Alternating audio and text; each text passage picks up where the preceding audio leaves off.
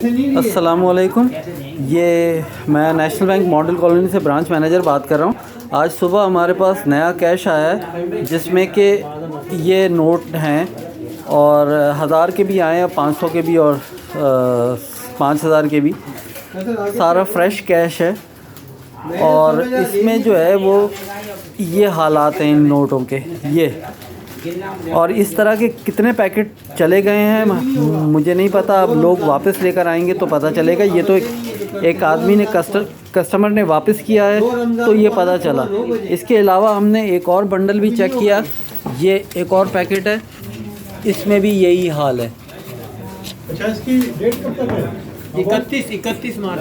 یہ میں آپ کو دکھاتا ہوں. یہ سیریل ہے, یہ سیریل ہے اس کی, اور اس میں یہ ایک نوٹ ہے 28 ہے, 29 اس طرح کا ہے, 30 اس طرح کا. یہ دو نوٹ, ہر پیکٹ میں 2 نوٹ اس طرح سے ہیں. یہ کیا سلسلہ ہے؟